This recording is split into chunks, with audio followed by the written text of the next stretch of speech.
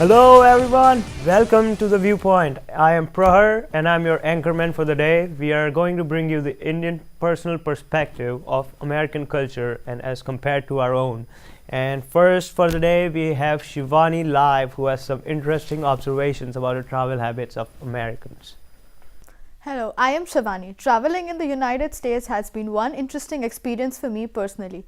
People here seem to be very punctual about their appointment, whereas in India, many people are not so. It is like if they need to reach the destination at 10, they would preferably leave their place at 9:50, knowing it is a 10 to 20 minute drive at times depending on the traffic. The trains there are punctual but have many delays at times. But here in the States, I noticed how trains are so punctual, which is really nice, except when we miss it. Like just recently, we were returning to Fairfield from Grand Central Station and the train was scheduled to depart at 8:54 and the train did depart exactly at 8:54, not a minute later. That was really nice to see.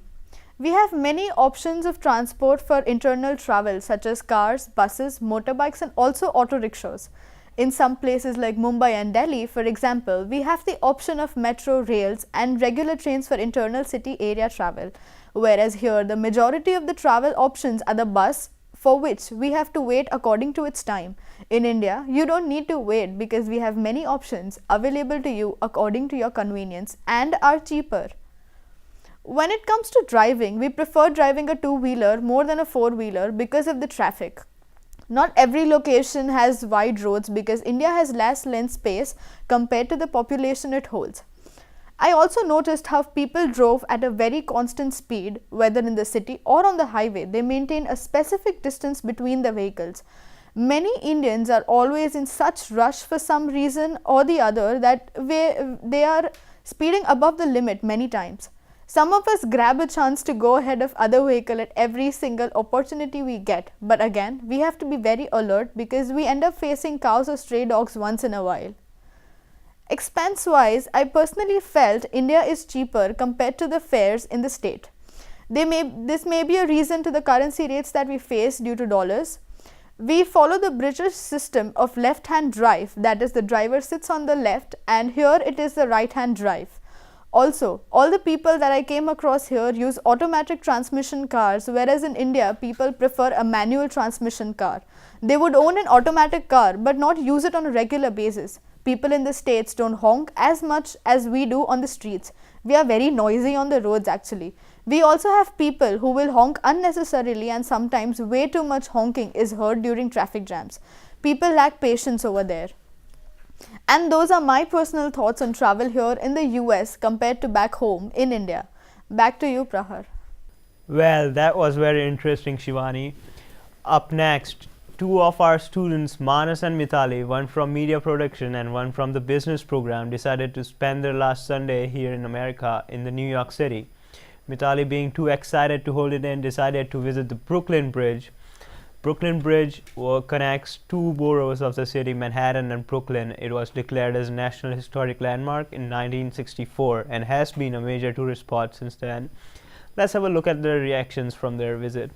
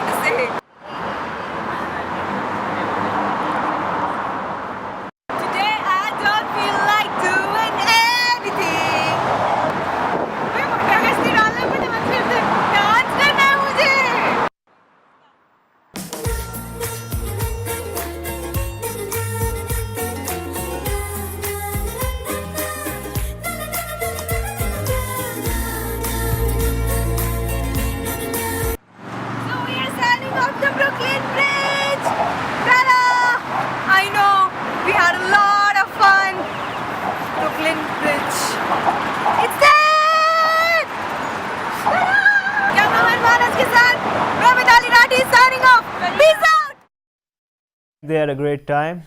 When talking about cultural differences, you can't forget about the food and how interesting it is. We now go to Pratna and Khushbu for their perspective on the American food.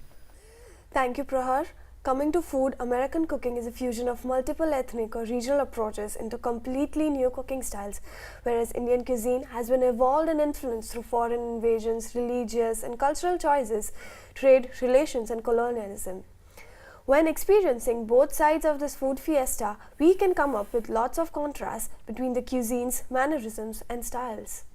Here meals are eaten in a linear manner, which means there is salad followed by appetizers and main course, and then ended up with dessert, all one after another. In India, we have a concept of thali, which means everything is served all together in one big dish. The person has her choice to eat first and end up his meal with. It starts with a spice which we Indians love. Here people prefer more of creamy food and avoid spicy hot stuff.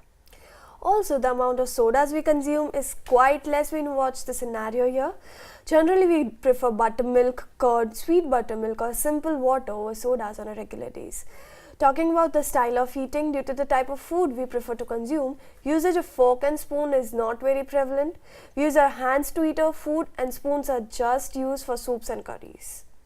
The timings of meal too are varied. Like here, it is dinner time. Back home, we would be preparing ourselves to relish hot cup of evening tea infused with ginger for its flavor and dried tea leaves all boiled in milk and water along with the tea masala. Here, there is much inclination towards tea bag, which is just dip and go.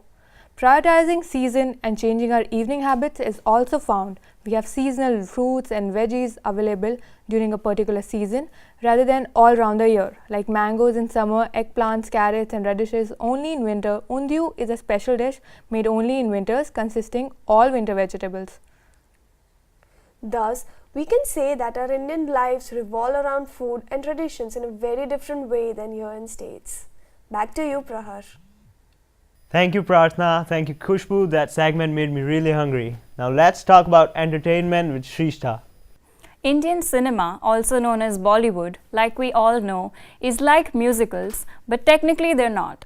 Actually, they are 3-hour films with lots of drama or action, depending on the genre of course, with 4 to 5 songs on average in between. Whereas Hollywood basically has musicals and films separately. Movies with a lot of songs are termed as musicals, for example, High School Musical or Singing in the Rain, and films are like The Blind Side or The Matrix. These films don't have songs or dancing in the middle of a serious scene. According to me, the best part about Indian movies is that there are songs in the middle of a horror film too. Take a look at this one.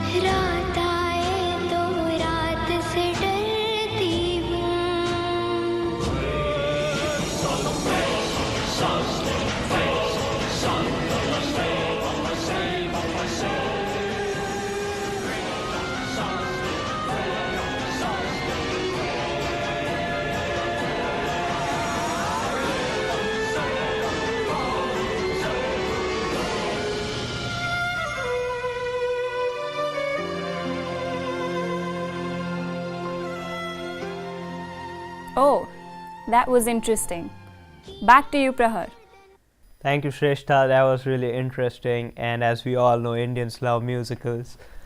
Coming up next, we have a video to show to you to depict our story here in the US. Hey man, what's up? Hey man, what's up? How's up? You gotta read it first. Ratlami said? Yeah. Yeah? Yeah. Okay. Try some.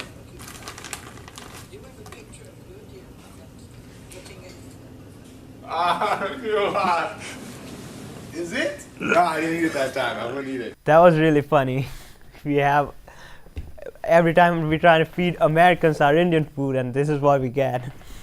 Up next, big story tonight: thieving seagulls. They'll steal everything: your pants, bikinis, food, whatever they can get their beaks on.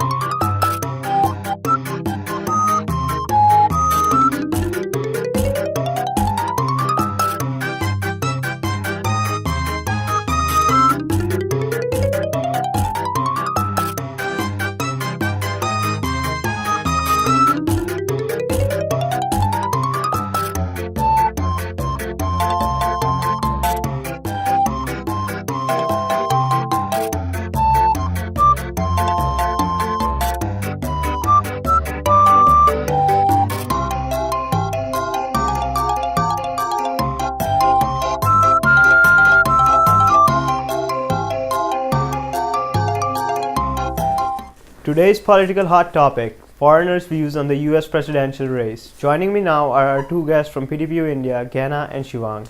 We are going to talk about the exciting race between Hillary Clinton and Donald Trump and get different perspectives from foreign students and how they feel as the elections get closer and closer. So the first question goes out to Shivang. If we see Donald Trump win this election, how do you think that is going to affect the environment in the US? All right, his proposal is on just, sending out the immigrants, the illegal immigrants and legal immigrants. What I think is that would affect the jobs and that will reduce the labors and that might affect the economy of USA. Okay, yeah. And what are your views about it, Ghana? I think also the immigrants, that's just what Shivang said. The immigrants are going to face a lot of challenges because he's against illegal immigrants. What are they supposed to do? Are they supposed to go back? Are they supposed to stay here? I mean, that's the question. Oh, so, okay. Moving on to our next question, to Ghana. How do you think it would affect other nations, and on a greater scale, how would it affect internationally? Donald Trump is one of those Republican leaders who believe that climate change is not real, which is not true. I mean, the Asian countries where we live, India, we know that the climate changes are occurring. It is real. Global warming is an actual thing. Right, it is an actual thing. So if he doesn't believe it, that means he's giving the green light towards all the industrialization that So you think he's not trying to control the pollution levels and he's not doing anything to Yes, contribute I don't towards think the he food? will do anything that will make And how an about you, effect. Shivang? How do you feel about it? Well, I like to, just tell one thing. I mean, you can understand the other nations are gonna face the problems due to Trump's proposals. Yes, right. So you mean that it might affect their economy or Yeah, even USA's economy and even other countries' economy, because there was like industrial connection between these countries and now right. it is Because not gonna as we work. know, US is one of the biggest importers Exactly, of goods and now stuff. they exactly, and now they don't want anyone to bring in or take out the supplies. Then it might affect the economy of the country. Okay, great. And we've heard many speeches from both the candidates over a long period of time. And what I'd like to ask you is, which one of these speeches interests you guys the most? Let's start with Shivang here first. All right, I heard this speech on economy, and it was good. I mean, he proposed to cut the taxes for people who stay in USA, and that was the speech when he was very confirm about his point. I mean, when he had a very strong point. That's all. Okay. And Ghana, what do you feel?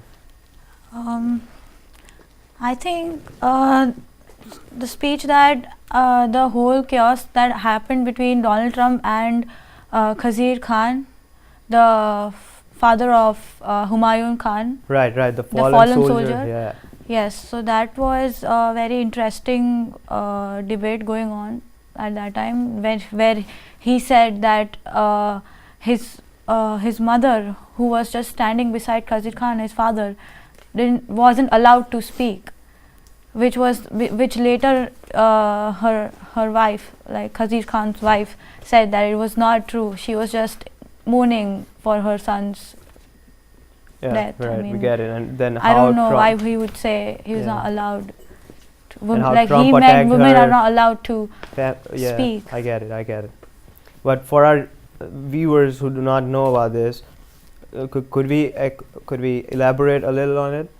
Yeah, I mean, he thinks that Muslim women are oppressed by their husbands or brothers. So I don't think that is true. I mean, it's the 21st century.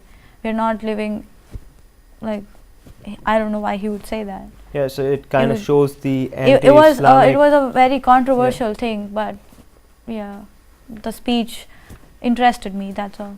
Yeah. Okay. Moving on. According to you, who do you think has a greater chance of winning these elections and why, Yana? I think Donald Trump has a slightly higher chance of winning this because there is no such thing as bad publicity. Any publicity is good publicity. I mean, he is always on the news. He's always in the newspapers. He's on the internet. Everybody's tweeting about him. So, Right. So even with the shenanigans that have been going on related to Donald Trump, Yes, whether- and there are whether they are people who- racist or racist claims or his speeches against feminism and stuff, that still affect his chances I of think winning greatly. there is a major group who is against him, but then there are groups also who are pro Trump. And sometimes publicity just works. Right. And Shivang, Yeah. what do you feel about it? I don't think Trump should win the elections, but then, as Gaina said, there are many people who support him and they are going to vote him, so we can really not do anything about that. Yeah, but who do you think has a greater chance anyway? I think Trump has, because in past few weeks he has been, Gathering a lot of. yeah. He has been talking no sense, but still people are going to vote him. All right. Yeah. Moving on to the fifth questions we have today. Who do you think should win the election and why do you agree to them? Like which candidate? I don't think. I mean, I don't feel like voting any of them. you feel like not casting a vote for either? Yeah, Why is that so? because there's see, Trump's point is true with the economy. It's good, but when his point for immigrants is not the right. Understand? Yeah. And then again, Hillary is proposing a point where she might reduce the education policies in the USA. Yeah, So- right. The interest for the education loans, Yeah. interest rates, right. So But that, maybe Trump would win the elections. That's what I think. okay. And Gana, what do you feel about it? Who do you think should win this election? I have a very neutral opinion. I don't really see myself voting for anybody. For either I'm not happy with either of the candidates, but if I had to choose, I would choose Hillary Clinton. Oh, right. Moving on to the next question. Who do you think is more qualified to run for the presidency from either of the candidates? Gana? I think Clinton is more qualified because she has a lot of experience in the parliament, whereas Trump has only been a businessman. He just emerged out of nowhere in before 2 years. So I think, yeah, so Clinton would be my choice. Yeah. How about you, Shivang? Who? Yeah. Yeah. Even I have the same opinion. I mean, Trump's proposal are purely depending on the business, and Clinton has been thinking for the for the people of America. Right. So I guess we all agree that Yeah, Clinton is more qualified. because of her Personally. maybe family background or her experience in the parliament. Alright. Yeah, exactly. Moving on to the seventh question. Had there been another major candidate, let's suppose superficially, who would you guys have wanted it to be? Yana? Superficially speaking, I think I would want somebody younger, like the Canadian Prime Minister, Justin Trudeau. Oh, Yeah, I think somebody like him, like in the image of him, would yeah, he's a great prime minister. Yeah, if he was he in would what make he's been a doing good for his president country. of America, maybe. Yeah. And how about you, Shivang? Who do you think should have been a candidate? I According to think America needs a Modi. You think the Indian Prime Minister Modi? Yeah, All right. they do need one. All right, so thank you for joining me today and for sharing your views on the upcoming election. And signing off. Thank you. And finally, before we go, is the question that is on everyone's mind: to wipe or to wash? Which one do you prefer? Here in America, wiping is the preferred option. From all of us here at the Viewpoint, thank you for watching. Goodbye, good luck, and stay in school.